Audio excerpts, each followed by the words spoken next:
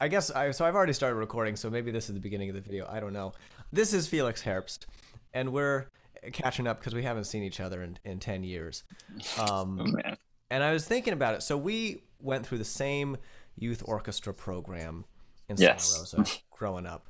And I was remembering, I think in 2011 to 2012 was my senior year of high school. And I'd been in the youth orchestra, which was like the most advanced of Right. the orchestra programs. I'd been in the youth orchestra for 3 years, and I'd always been in the gosh darn second violins every time. I kept kind of bumping up. I think my senior year, I made a pledge to myself. I said, if I'm not in the first violins as a senior in high school, I'm not doing it. And Wow. I told everyone who would listen. I told the conductor Lohide. I told Ben Taylor. I told everyone who would listen. I probably told Karen Zimmerman. The ultimatum to them. Exactly. That's If I don't amazing. get into the first violins, I'm just not doing it. I was a real diva about it. Right. And wouldn't you know, they wouldn't tell you where they were going to sit you until the first rehearsal. Of course. So I show up to the first rehearsal, and they're calling the names of the first violins. And my name's not coming up. Oh no. And then they call the second violins, and sure enough, there's my name somewhere in the middle of the pack.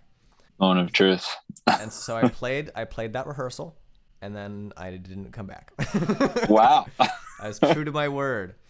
Yeah. So that was the Amazing. last time. That was probably the last time when I stormed out of rehearsal Yeah. in a huff. I have no idea if I remember that happening, but I think I was just like, I don't have the best memory in general. And I think in those situations, I just like get years and everything mixed up. So I couldn't tell Mm. you if I was like, why isn't David here? Or even if I did youth orchestra that year, because I think I might have switched to Oakland that last year or the year Oh. before, because I did Oakland Symphony Youth Orchestra for a year and still did like YPCO, like the chamber orchestra thing, because Oakland was like, we're touring to Argentina. And I was like, that sounds great. Let's do that. Sign So me up. yeah, yeah. When did you graduate high school? 2012. Cool. So you're 2 years above me. Mhm. I took a little longer with my undergrad, so probably like caught up around the same time. Gotcha. Yeah. Um, but yeah, so I feel like I don't know if like your leaving would have coincided with mine then, because I think maybe like sophomore or junior year or something is when I switched to the Bay. Sure. Yeah, The big times. yeah, right, right. Yeah. Man, I guess also it was probably a situation like I feel like if there were enough people in the orchestra that I still knew, I probably would have hung right. around. Yeah, that changes things for sure. Yeah, but so many of the people that I knew in the orchestra had already graduated high school and were gone. And so I kind of looked around me in the seconds. I was like, I don't recognize Right. people. I don't belong here. So that was another aspect of it. Hmm. Um, so I was trolling through your not troll as in like internet troll, but Right. like a trawling like a fishing Leaving vessel. awful comments on all of my perfect. I did do that. You'll get the notifications later. But I was looking. You post often about these really interesting, cool gigs that you've gotten Hmm. in the past, and I just want to know kind of what have been some of your favorite gigs, especially maybe this past Yeah. year. The coolest gig, like I guess the most high profile gig I've done was a show with Alicia Keys a couple months before the pandemic started. And again, obviously, like as a professional musician, that's what I'll put in my bio, my website, whatever, because it's a huge name. Like I'm proud of it. Like Totally, you gotta be totally. like, I did this thing. That's the funny thing though. The way it happened isn't, like because I out of the 10,000 pop violinists that auditioned for this role like was selected by the committee to do it. It was that I had struck up a relationship with a violinist in New York City who does a lot of soul and hip hop violin stuff. Hmm. And I had actually initially reached out and actually communicated with him, and he checked out my stuff and so on, because I wanted to know what acoustic electric violin he was playing on because it sounded good and I wanted to buy one. Hmm. And so he was an endorser for David Gage Realist Violin, which is out in New York.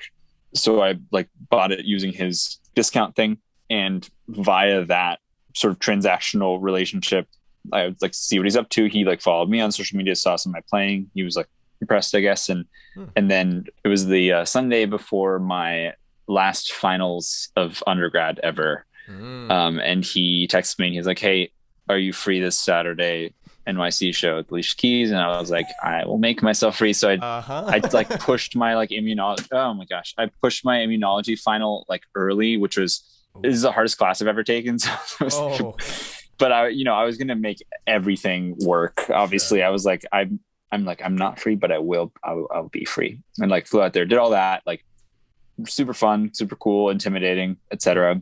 It was really cool because there were just two of us and like string players. Oh wow. And just us two on violin and like a very small stripped down setup and no sheet music or anything either. Just like we worked with the music director, Adam Blackstone, to come up with parts sort of in the moment that worked. And then when we had the first, I was about to say when we had the first rehearsal with Alicia, but I'm not going to do the I've played with this person, so I'm going to use their first name only thing.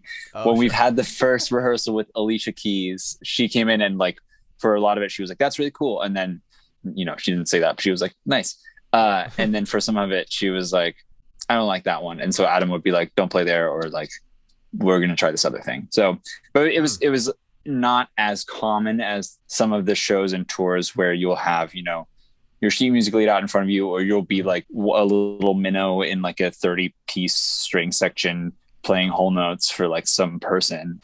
It was a little more personal and intimate than that, which was really cool. So like obligatory, you have to mention, and that one obviously is as far as some of the cool gigs. Since then, done a lot of weddings because New England wedding season still exists regardless of what's happening. And a lot of them scaled down. And so they were doing like backyard things and like outdoor things where probably the money they saved on like catering and venues and everything, they were able to spend on like having me there as sort of violinist and DJ. Yeah, I always bring my sound system and stuff and do literally whatever genres they want. Some people want like classical before the ceremony and then like jazz and hip hop after or whatever. So I'll do that. But yeah, since then, a lot of it's been, gigs like weddings and corporate events and stuff. Some more fun ones where, I have fun at weddings too, but I did a recent like gallery opening. There's a birthday that was fun because they wanted a bunch of Afrobeat stuff and they had a saxophonist doing that as well. So we got to play together a little bit. And it was like the first time I got to make music with anyone else in so long. Oh, wow.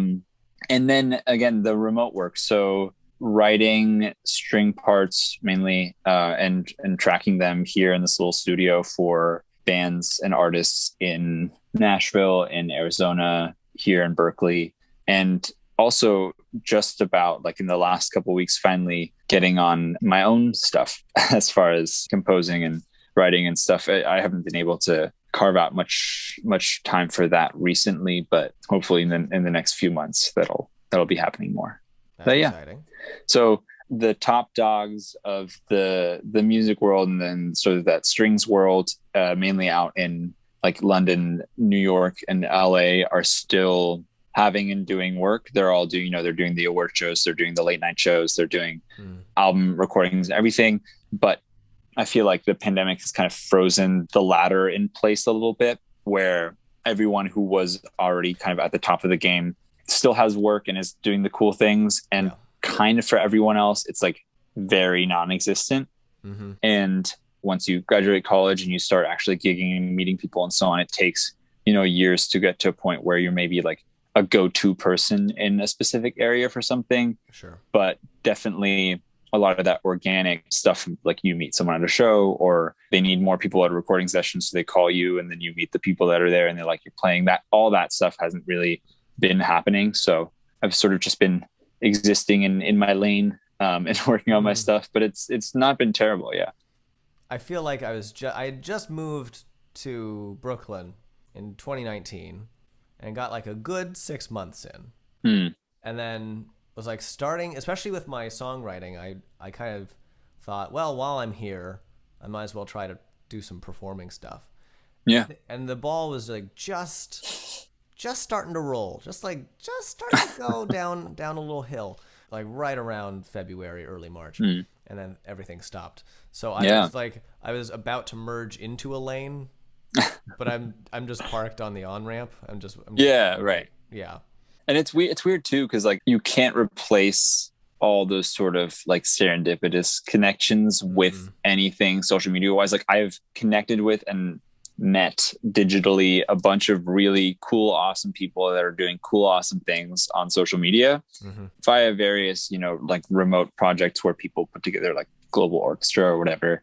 But in those situations, like it feels so weird, and you can't just message someone as if you know, you bumped into them at a show like, hey, oh, I play violin too.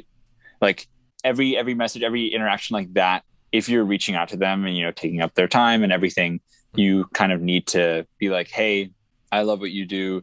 The reason that I'm talking to you is that Mm-hmm. like I do something very similar. If you ever need anyone to do this here and here, and you kind of always have to like not pitch yourself, but pitch like why you're forcing this interaction. And I'm Yes. pretty good at like talking to strangers and stuff in that way. But since the pandemic, it's just been so much more laborious because I don't want to bother people.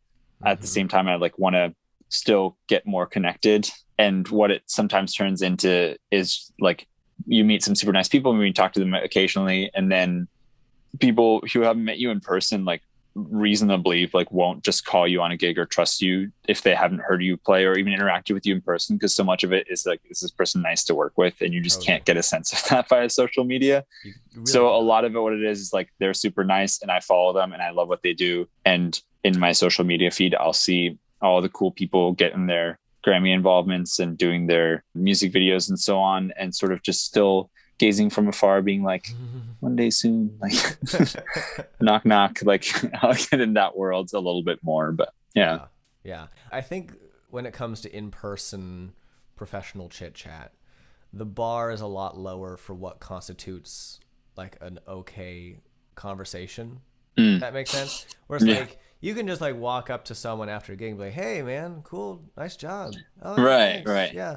So how long have you been, you can just like have a dumb Yeah, conversation and it's like more effective than like typing your whole resume exactly. into a Yeah. document and sending that somewhere because you're Plus, just going to get because a like better it's social vibe. media, it's as if like the person just finished their show and they walk into a room with like 20,000 people that are all like saying like, hey, blah, blah, like at the same time. And, and Yeah. so like some people would just be like, I can't deal with this right now. And Yeah. I just miss all, like, I just really miss all of that stuff. And Hmm. not even, you know, for the purposes of like advancing my career and my musical journey, but just going to shows is fun and talking to people is fun and playing sessions is fun.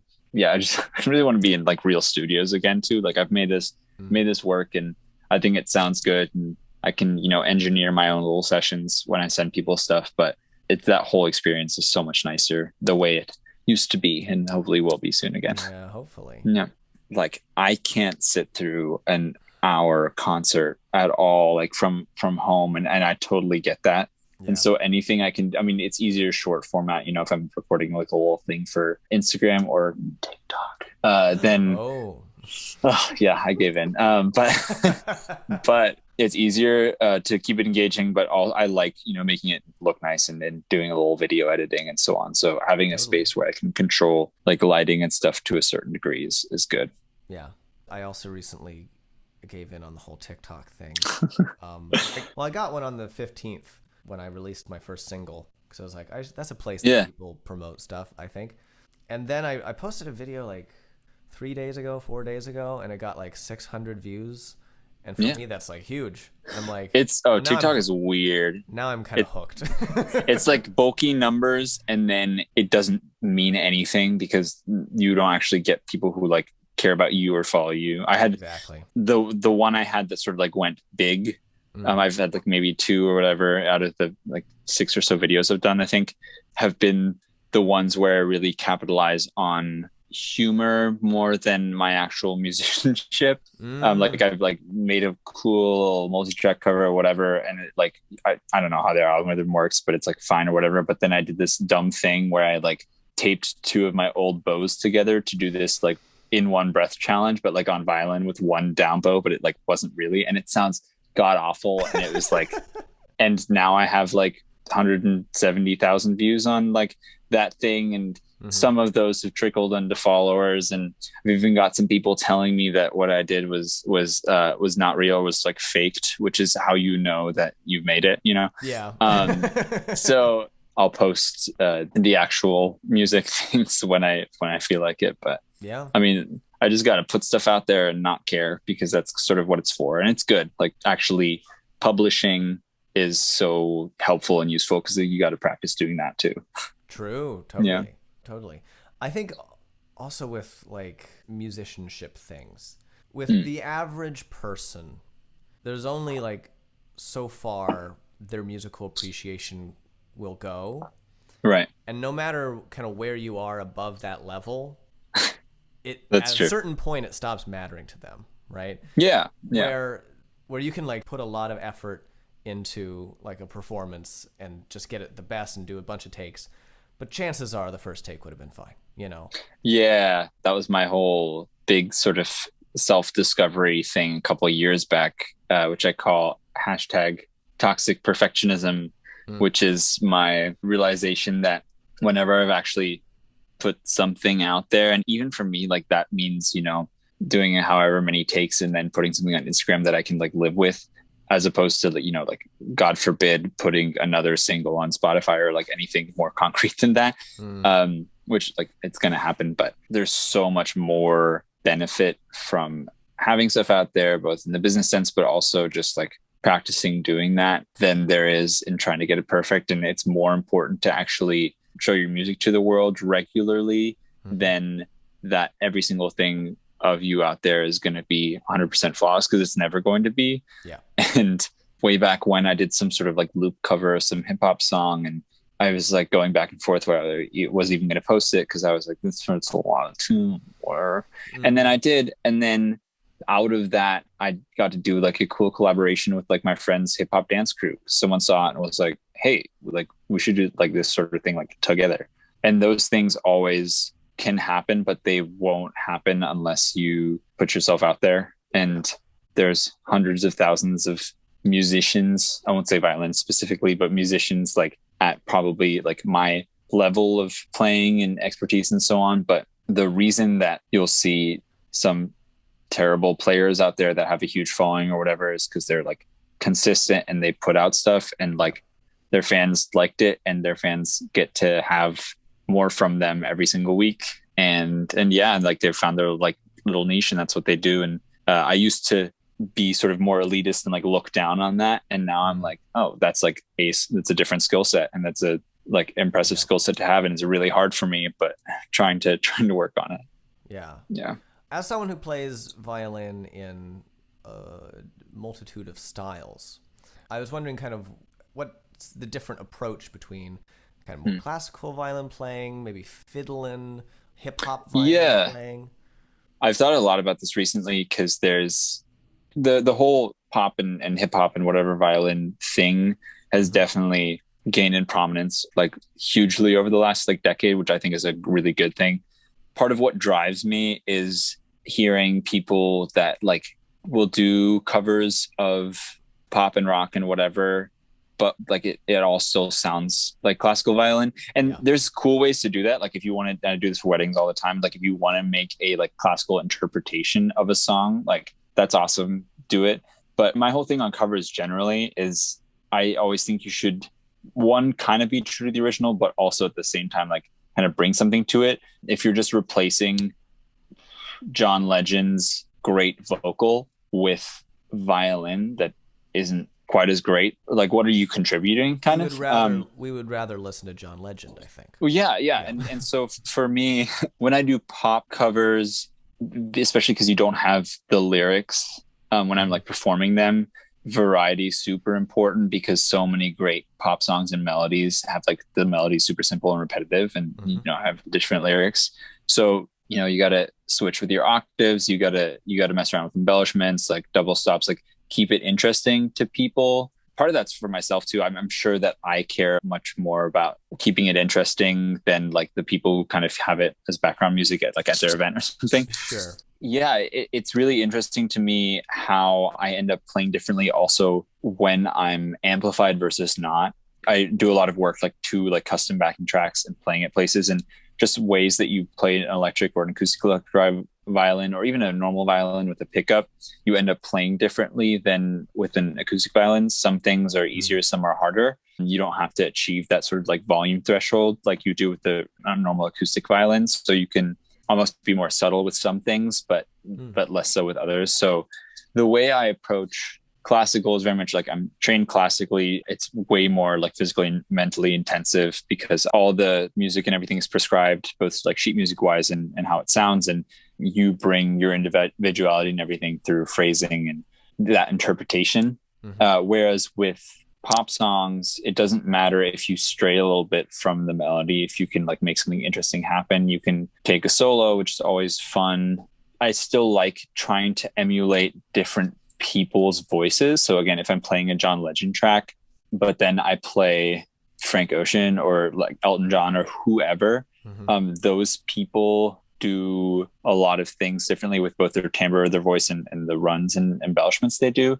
So when I learn songs for people, if I don't already know them, if like by ear and so on, I always learn them by ear and I'll play through them and really try to get every single little Whitney Houston songs take a lot of time because like this, all those runs stuff. But I try to learn every single one because now when I play a but like a Whitney Houston song I haven't actually played before, but I've maybe heard before, my hand already knows like what Whitney Houston is a lot of the time because her voice will do similar things in similar songs. Sure. And so now I'm like, I know how to get that sound, and also right hand too, like the bow weight you're using, like all those technical things in the classical sense should come into play too when you're doing pop, jazz, R&B, because why would you reduce it down to the same like bow technique and sound for every song or every part of every song in those genres when you would never play a classical song like that. So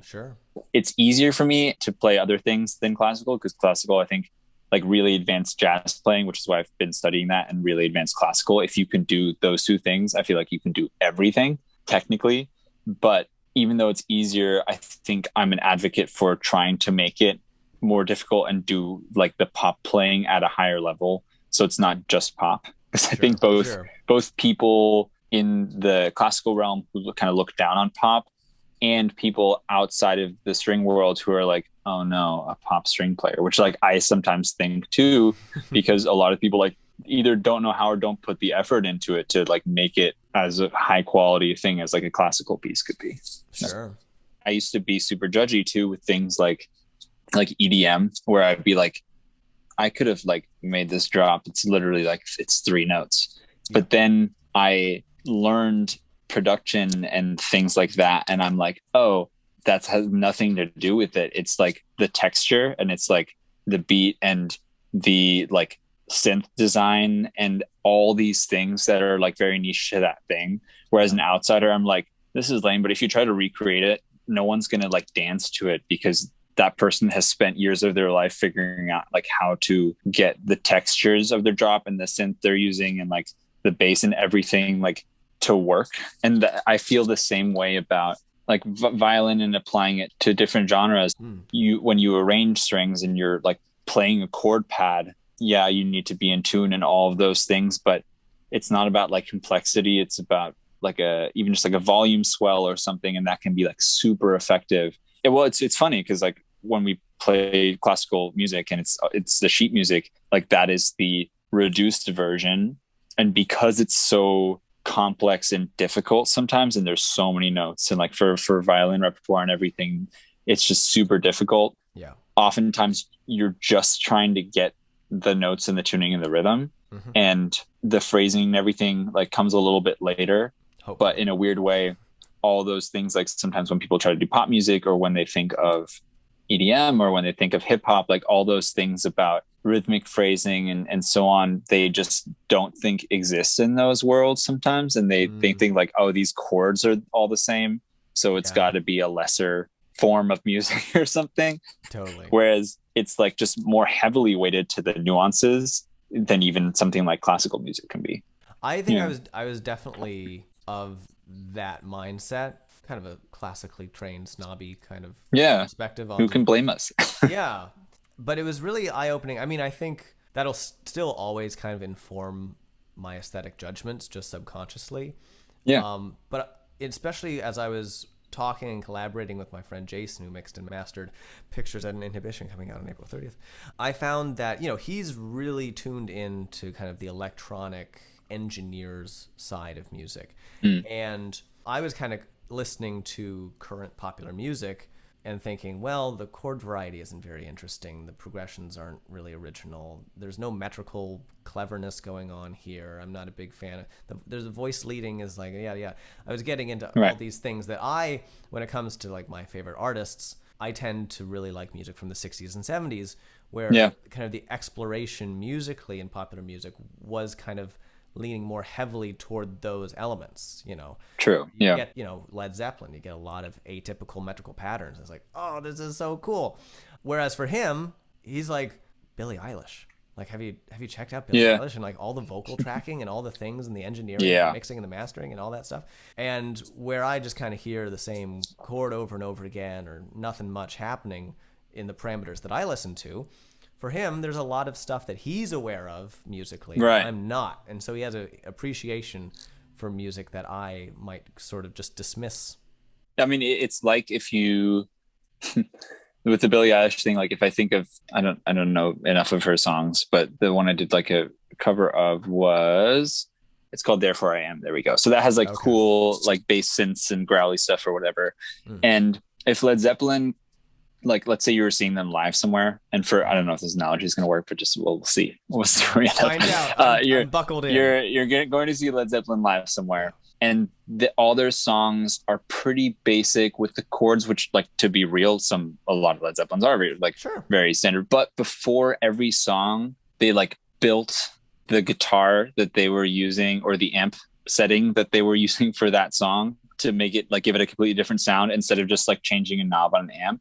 That's sometimes how I think of, more modern pop, where so much of it is in the sound and synth design and like designing the drums. Because if every Billie Eilish song was her voice and like her on ukulele or something, it wouldn't pack the same punch. But it's basically like her / Phineas / whoever's engineering and producing her song, like building the actual instruments that she's working with for each song. But it is interesting that you say that, because pop music, being like popular music, has definitely like gone through periods of complexity for sure. And I think there's maybe been some more variety in the past. I know that like nowadays too, Spotify and other things dictate how that music like is consumed, and so you need your hooks and you need your interesting stuff like sooner, and it should probably be shorter because you got to get past like the 30-second mark to get paid, or like all of those things. But I do agree that like there's more variety. But if you do listen to like even stuff from like the 60s and 70s, some of the rock from there is so basic, and it just sounds great because the drummer and the guitarist are like nailing it and like rocking out. Queen, like, probably still is like one of my favorite bands, like was my favorite band growing up. And they there's so much complexity there. But then if you look at something like their radio hits, like Another One Bites the Dust is not complex. But he's just got a great voice, and it's got like a good bass line, and all those things are always going to be there. I Music. think that analogy it worked out. That analogy I like. Yeah, totally. It's like, I feel like some fans of rock and roll will get really, I sometimes get this way with like snare drums, like really kind of geeking out about that snare sound, or like with like Genesis, and like especially getting into the 80s and snare sounds. I was like, now it's every sound. Right. that people are geeking out about. Which is also like tying it back to the sort of perfection thing, like so crippling when you like open up Logic and you don't give yourself any restrictions, or you don't like come from the sort of like writing the song first perspective. And if I'm like, I need to get like the best like kick snare hat to start out, then like I'm never going to get anything done. No, so never. There's either other people for that, or it's like me in a month from now when I've actually like finished a song, then fine tuning it. But I mean, it is super cool that like all that can be in the laptop. That's like my favorite thing in the world, is that like, honestly, between, I know, problematic things about Spotify, but between Spotify and like DAWs existing in a laptop, like that's the coolest thing ever.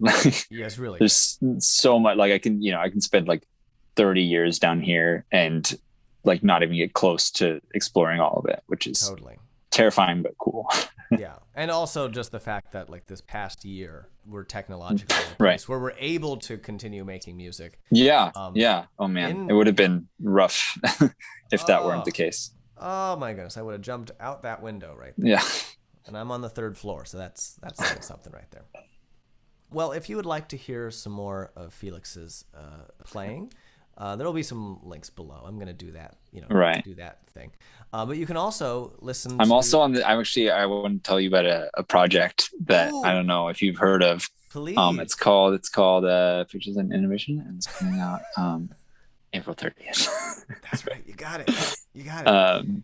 But yeah, and you can listen to Felix playing his fiddle on Contemporary Cowboy, which is a bit of a Western epic of sorts.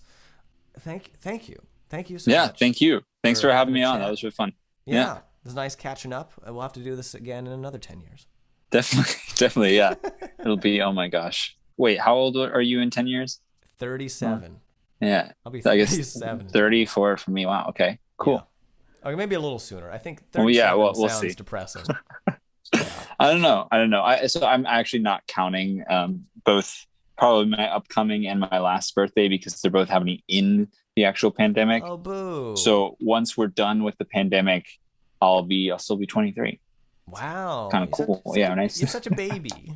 I'll have just graduated college and have just moved to Boston. Somehow it'll be, 2 years later, but who knows? Doesn't count. Yeah. Doesn't count at all. Wonderful. It's a good attitude. Nice. Well, yeah, good talking with you. Appreciate it. Thank you so much. Have a good one.